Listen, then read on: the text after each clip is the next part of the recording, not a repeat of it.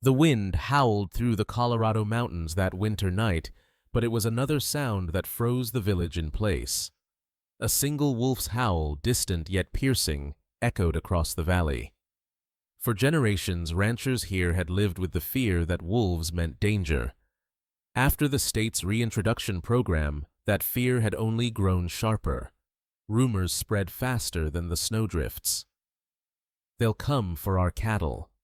They'll stalk our children. But the numbers told another story.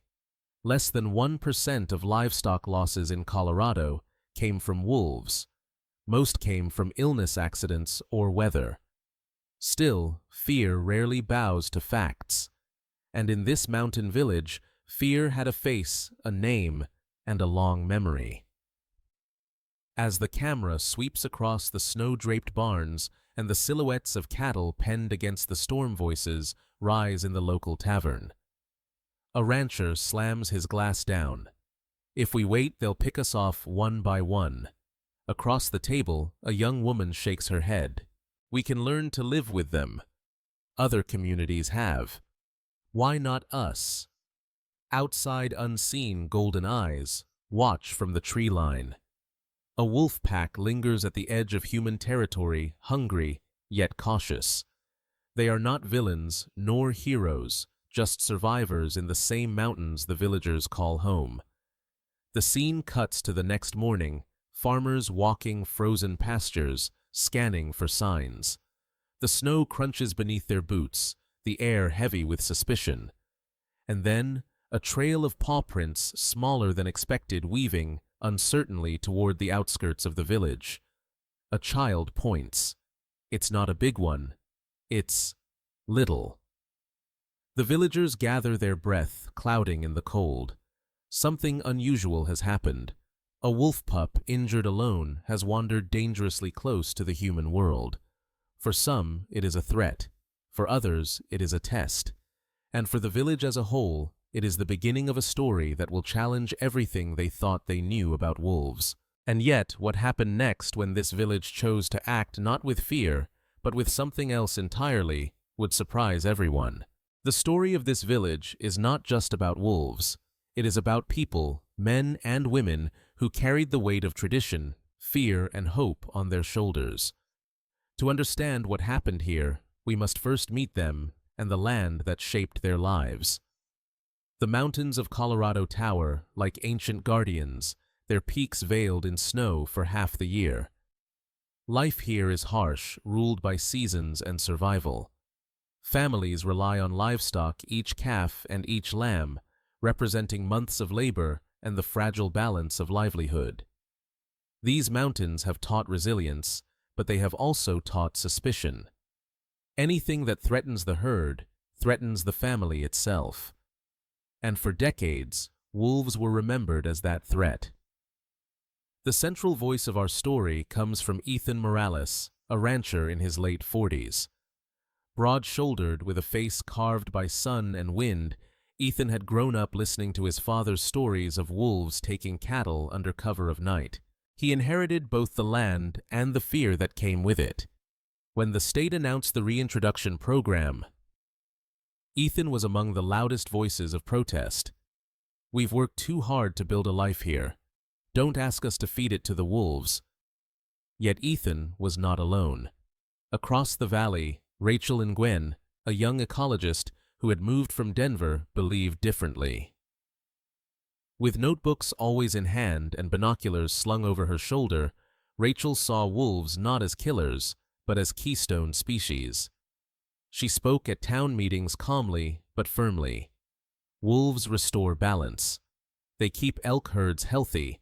They even change rivers by shaping ecosystems. Science shows we're safer with them, not without them.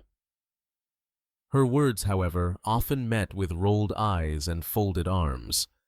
Between these voices stood Sheriff Tom Alvarez, a man tasked with keeping peace in a divided community. Practical, patient, and weary from years of disputes over fences, grazing rights, and now wolves, Tom believed in compromise. Fear won't help us, but neither will blind trust. We need rules. We need plans. And then there were the families, the everyday ranchers, loggers, and shopkeepers who watched the debate unfold while tending to daily chores. For them, wolves were more than politics. They were the difference between a winter of food on the table or hunger in the pantry. The village itself sat nestled in a valley surrounded by pine forests and meadows. At dawn, mist clung to the fields where cattle grazed. In the evenings, smoke curled from chimneys, the air filled with the scent of wood smoke and stew. It was a place where neighbors knew one another's names, where the smallest news traveled fast, and where tradition often carried more weight than science. Still, change was stirring. With the state's support, a coexistence project had begun. Wildlife officers distributed guard dogs bred to defend herds. Workshops taught ranchers to remove livestock carcasses quickly so wolves would not be drawn near. Solar-powered alarm systems were installed along pastures, releasing piercing sounds and flashing lights if wolves approached. These measures were small steps, but they hinted at something larger: the possibility of living side by side without bloodshed. For Ethan, however, these precautions felt like weak shields against a dangerous enemy. He would walk the frozen fence lines at night, lantern in hand, eyes scanning the tree line. Each time his cattle stirred, his heart pounded. "It only takes one wolf to destroy a year's work," he muttered. Rachel, meanwhile, spent those same nights at the edge of the forest listening. She heard the howls ripple through the dark, rising and falling like a haunting chorus. She wrote in her field journal, "The pack is establishing territory. They're wary, but they are here to stay. The question is, are we ready to stay with them?"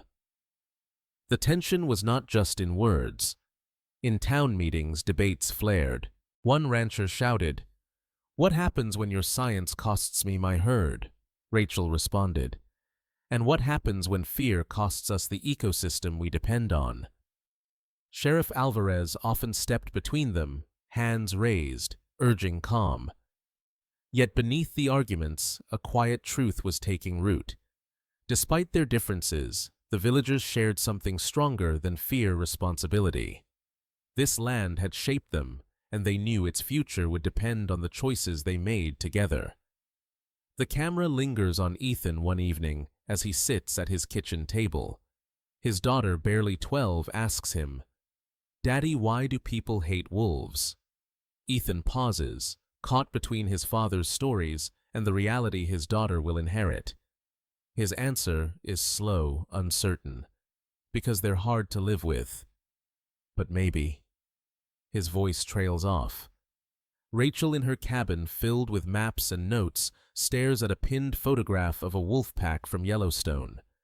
She whispers almost to herself, "Balance isn't easy, but it's possible. The land, the people, the wolves, three forces circling each other, each shaping the other's fate." And so when the first signs appeared, a trail of paw prints leading closer than ever, before the stage was set for an encounter none of them could have predicted. It began on a morning wrapped in silence. Fresh snow blanketed the valley, muffling the usual clamor of cattle and dogs. The air was crisp, almost fragile, as the first rays of sunlight crept over the ridge. Ethan Morales pulled his coat tight against the cold as he made his rounds along the pasture.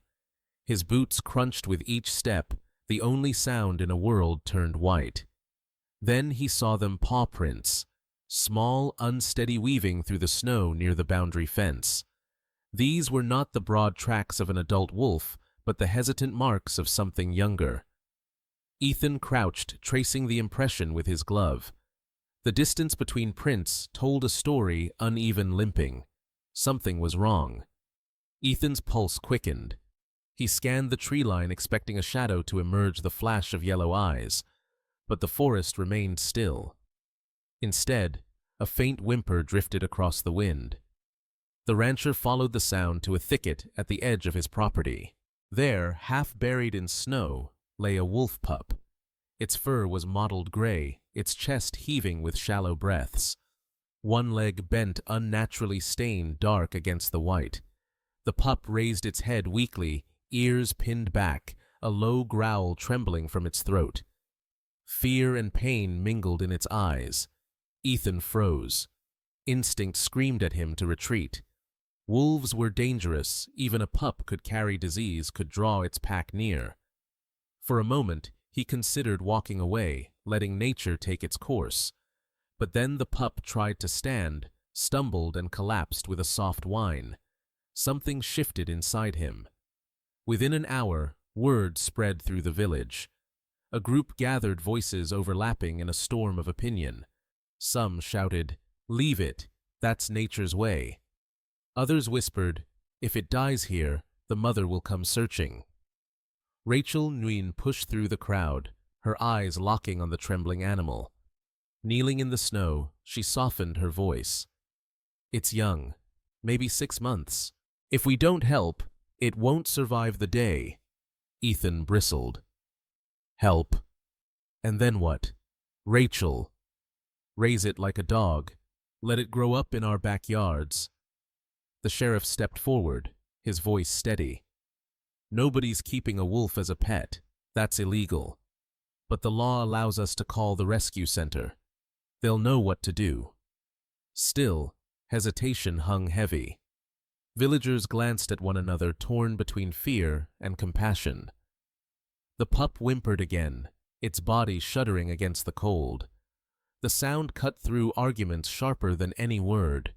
Rachel unzipped her jacket, laying it gently over the pup's body.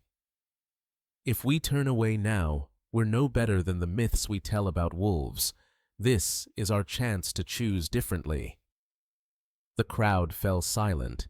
Finally, Ethan sighed, rubbing a hand over his weathered face. "Fine, but if this goes wrong, the responsibility's on all of us." Together, they lifted the pup carefully, wrapping it in blankets. Its heartbeat was rapid but weak, its eyes half closed as if drifting between worlds. With every step back toward the village, the weight of their decision grew heavier. Inside the community barn, temporarily turned into a makeshift care center, Rachel cleaned the wound while others brought supplies. The sheriff dialed the nearest wildlife rescue, relaying the situation with urgency. Ethan hovered near the door, torn between leaving and watching. The pup whimpered under Rachel's hands, but did not bite. She murmured softly, words meant more for the people around her than the animal itself. See, fear isn't the only language wolves understand. Sometimes it's trust. The minutes stretched into hours. Villagers drifted in and out, bringing warm water, old towels, or simply curious glances. For some, it was the first time they had ever seen a wolf up close, not a predator in the distance, but a fragile life fighting to hold on. That night, lanterns flickered in the barn as snow piled against the windows. The pup slept fitfully, chest rising and falling with effort. Outside the valley lay hushed, the howls of the pack absent, as if they too were waiting. Ethan leaned against the wall, arms crossed. His daughter slipped in quietly, eyes wide. She whispered, "Daddy, it's not scary. It's just small." Ethan said nothing, but for the first time he looked at the wolf not as a threat, but as a creature bound by the same struggle every family in the valley knew: survival. What began as a moment of fear became the village's first step toward a bond no one had imagined possible. The first days were the hardest.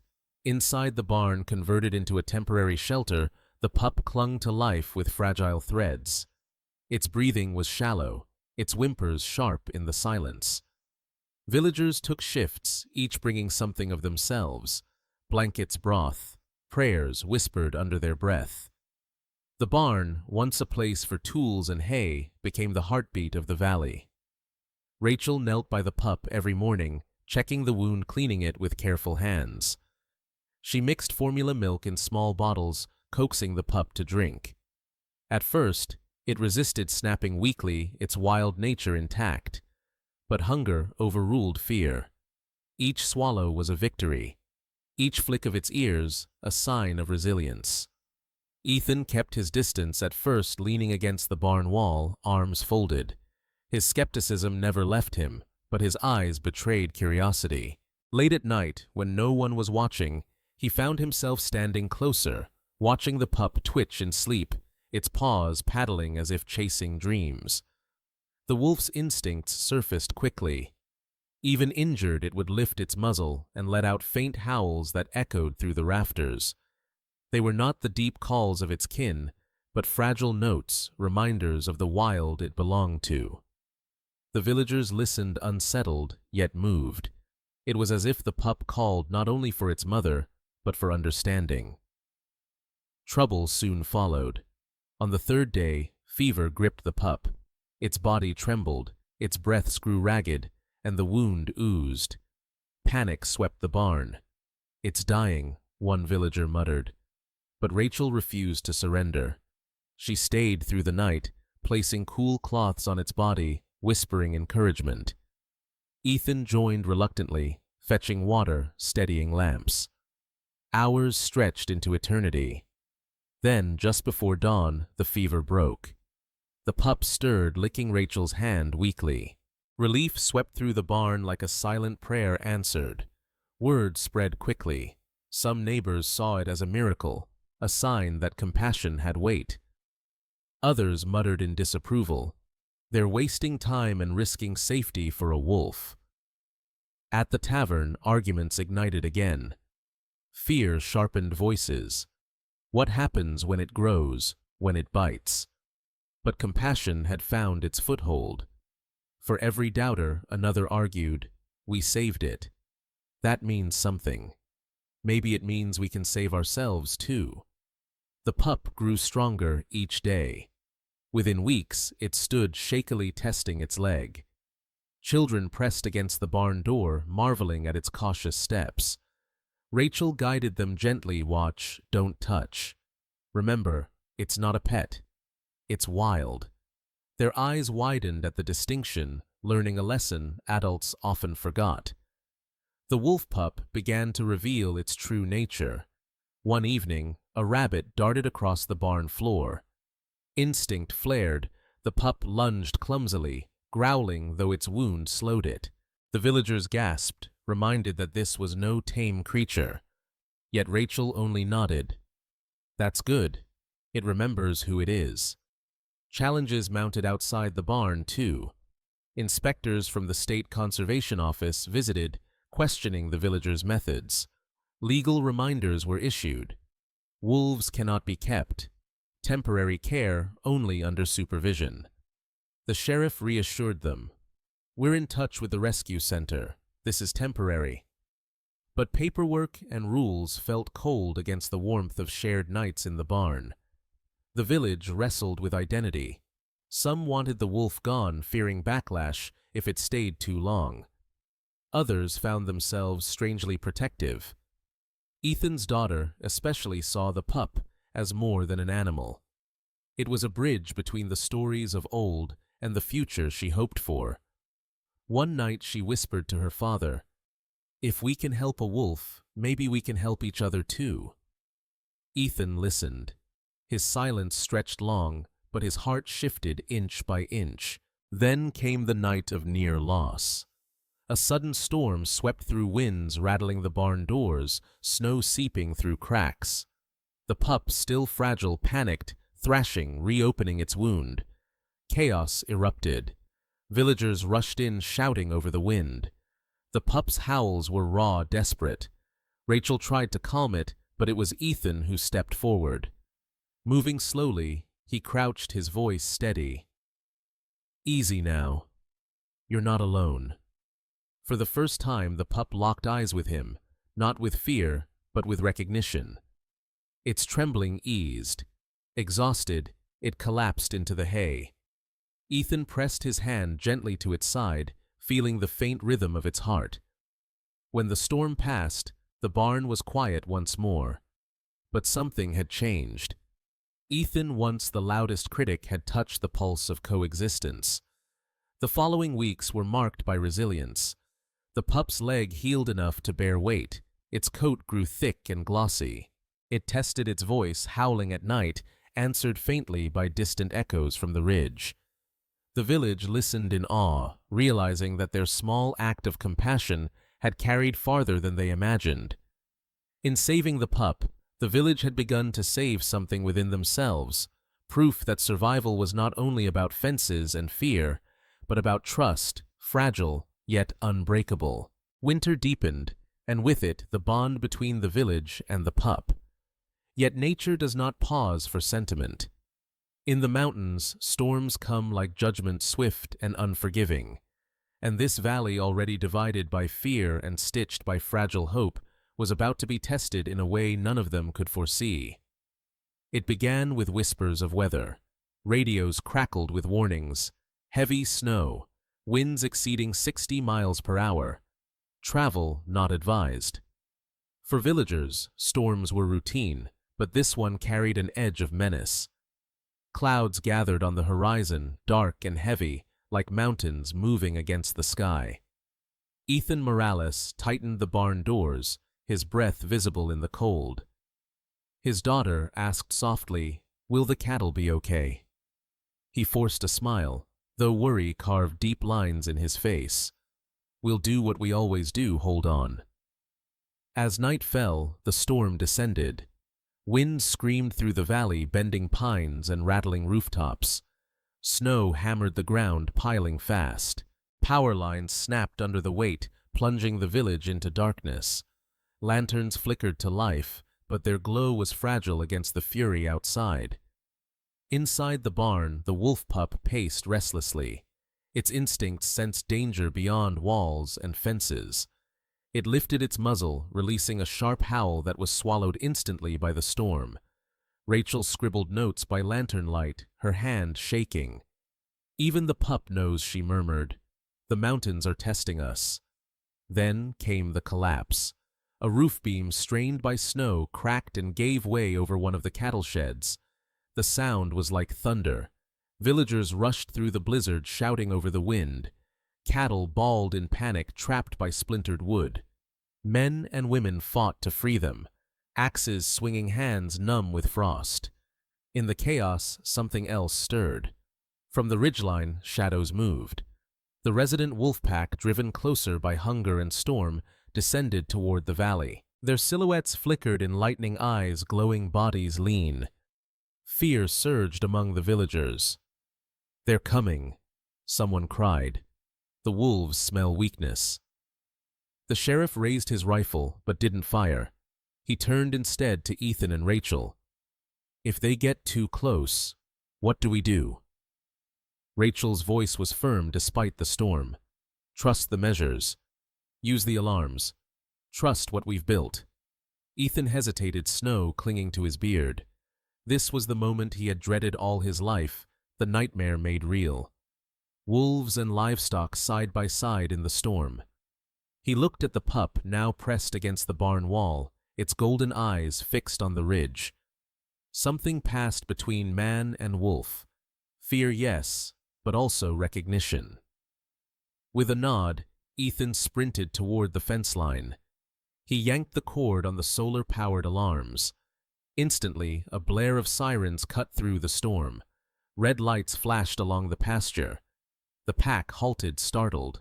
They paced, testing the boundary, but the combination of light sound and barking guard dogs forced hesitation. The villagers held their breath. For minutes that felt like hours, man and wolf faced each other through the storm. The cattle pressed against fences, wide-eyed steam rising from their nostrils. Finally, the alpha wolf lifted its head, releasing a long howl. Then, as if commanded by unseen law, the pack turned back toward the ridge, melting once more into the storm. Relief surged, but the night was far from over. The barn rattled, snow seeping through cracks. The pup whimpered, pawing at the door, restless. Rachel knelt beside it. "You feel it too, don't you? This storm isn't just about weather. It's about survival for all of us." Through the long night, villagers worked side by side. They cleared snow from roofs, herded cattle to safer ground, kept fires burning in community halls. The pup remained in the barn, its howls rising and falling with the wind, almost as if lending courage. For the first time, Ethan didn't hear danger in its voice. He heard solidarity. By dawn, the storm passed. The valley lay buried under drifts, but it still stood. Cattle were shaken, but alive. Homes damaged, but not destroyed. And the wolves still out there, still part of the same mountain, had chosen to walk away. Exhausted villagers gathered in the square, faces pale, but eyes alight with relief. Some laughed, others wept openly. Sheriff Alvarez lowered his rifle and said simply, "We made it, together." Rachel turned to Ethan. "You see now, coexistence isn't just theory. It's survival." Ethan nodded slowly, his voice hoarse. "I never thought I'd say this, but maybe we need them as much as they need us." The camera pans upward, revealing the valley blanketed in white smoke rising from chimneys, and on the distant ridge, a lone wolf silhouette watching.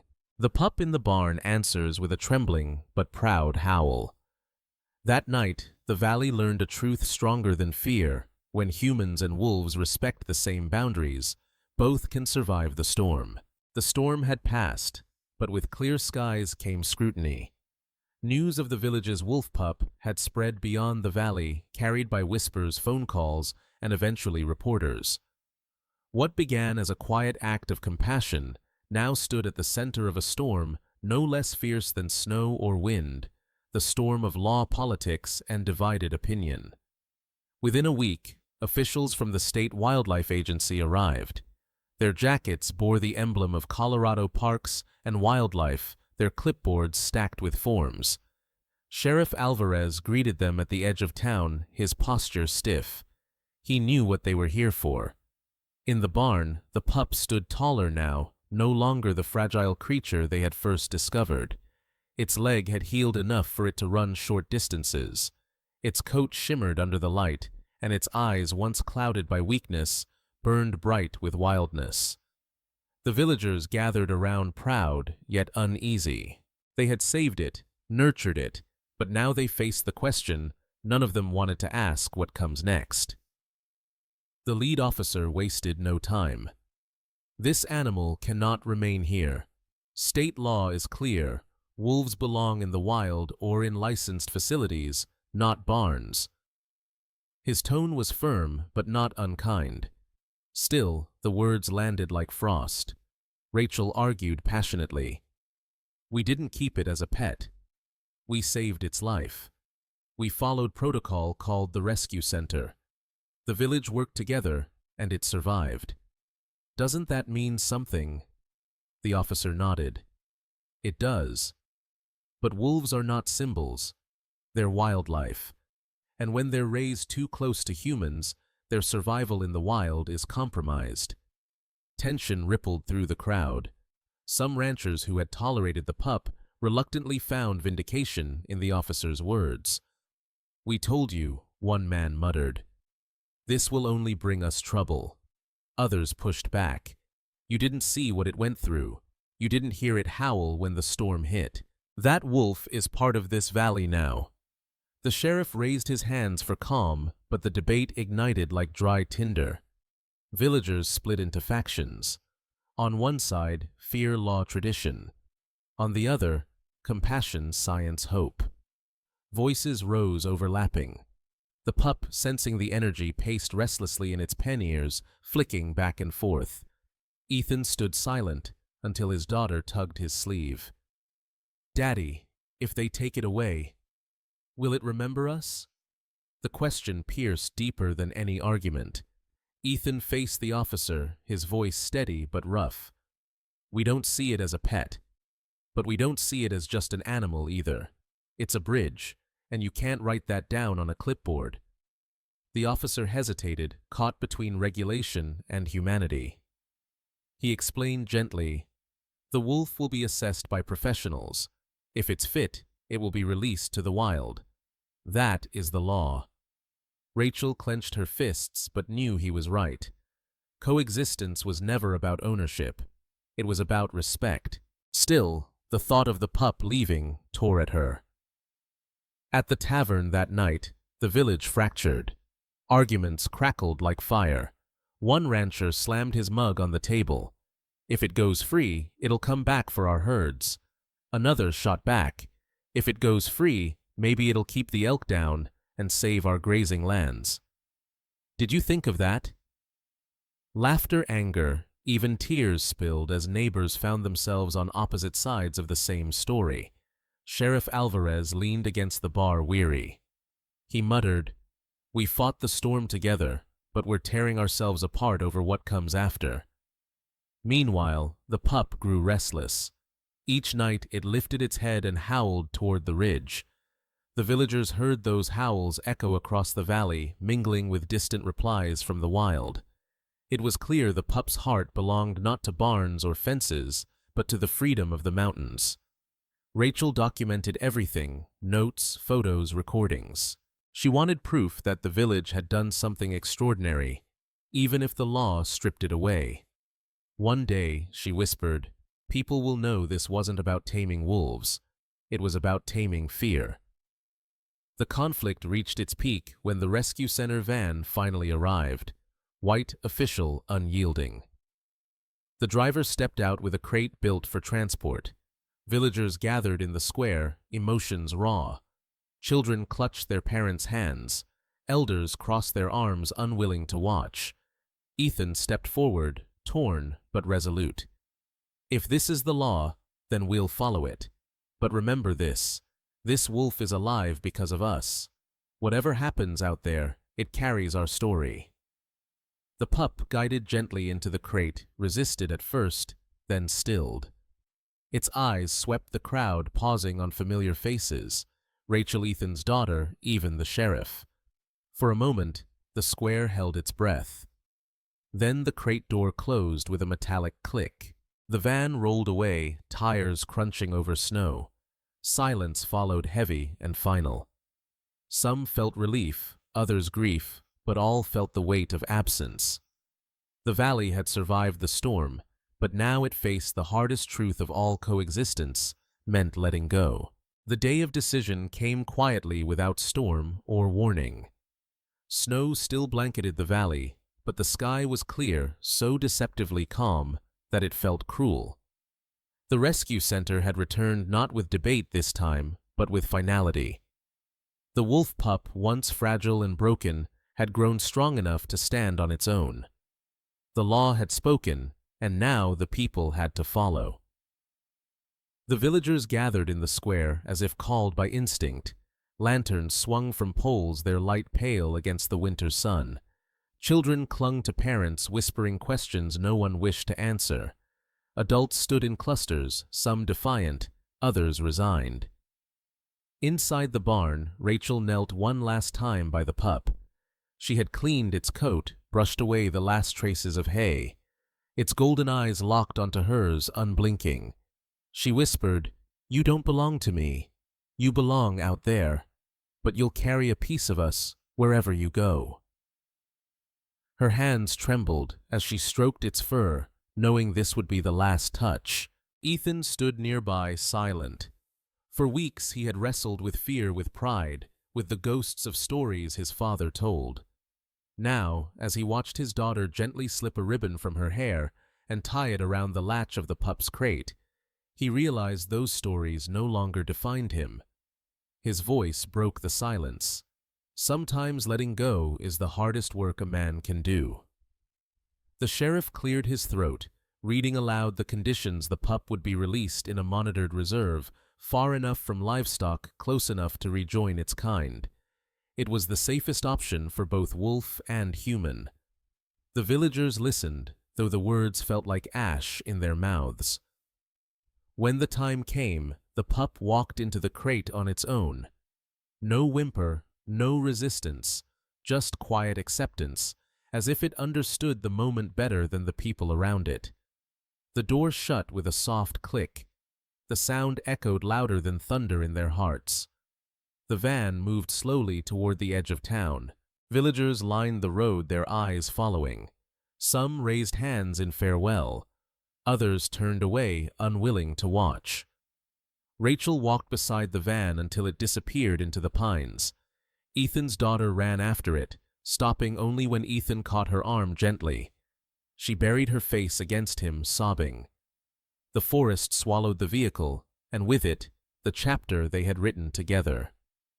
Hours later, silence lingered over the village. In the tavern, Muggs sat untouched. At the barn, the air felt hollow. People spoke in whispers, if at all. For the first time since the pup's arrival, the valley felt empty. But then in the distance, a sound pierced the stillness. A howl, low, rising, steady.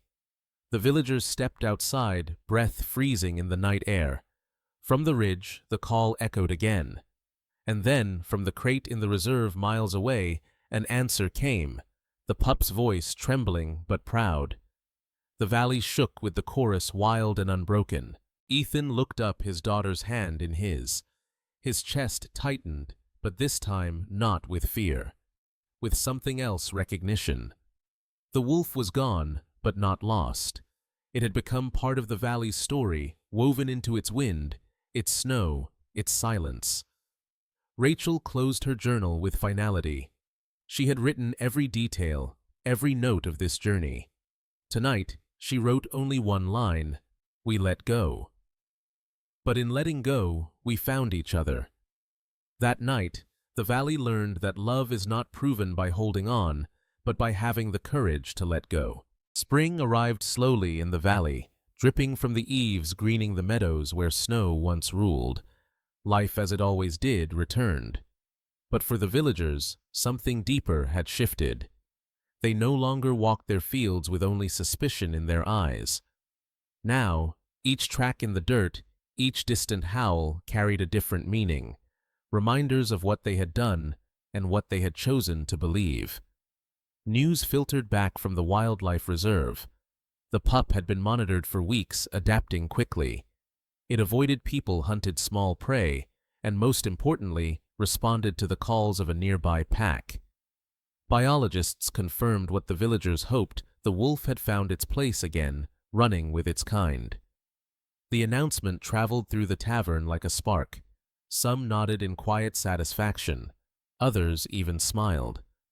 A few still muttered their doubts, but the loudest voices of fear had softened. The pup had not returned as a threat, it had returned as proof. Rachel stood at the edge of the pasture one evening, notebook in hand. She watched the cattle-grazed dogs patrolling nearby, solar alarms blinking quietly at the fence line. No wolves appeared yet, the measures stood ready. To her, that was the lesson: coexistence was not about eliminating risk, but about preparing wisely for it. She whispered into the breeze, "We built trust." And it held. Ethan's change was slower, but no less profound. One morning, he found tracks along the ridge, fresh wolf prints beside elk trails. His first instinct was the old fear, the weight of stories his father told. But this time he paused. He remembered the pup's eyes, the storm, the howl on the night of farewell. Instead of tightening his grip on the rifle, he let the tracks be.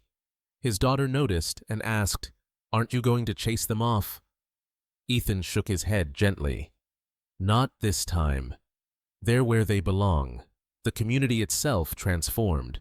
The Coexistence project expanded: more guard dogs workshops on non-lethal deterrence, patrols coordinated between ranchers and wildlife officers. Skeptics still existed, but they worked alongside believers bound by the memory of surviving the storm together. Even the tavern, once a battlefield of arguments, now rang with cautious optimism. Someone raised a toast to the wolves. May they keep to their side, and may we keep to ours. Laughter followed, not mocking, but genuine. Months later, a sight etched itself into memory. At dusk, as the sun bled gold across the peaks, a small group of villagers spotted movement on the ridge.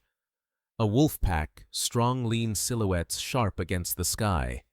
Among them, a younger wolf paused. Its coat carried the same mottled gray, its eyes catching the light. For a heartbeat, it turned its head toward the valley. The villagers stood still, breath held. Then, with a flick of its tail, it vanished into the forest. Rachel smiled through tears. Ethan's daughter whispered, "It remembered us." No one argued. The valley learned to live with new rhythms. Wolf howls no longer stirred only fear, but also wonder. Cattle losses remained rare thanks to precautions. Elk herds grew healthier, streams ran clearer, a reminder of the role wolves play in shaping ecosystems. Slowly, what had once been seen as a curse became recognized as balance.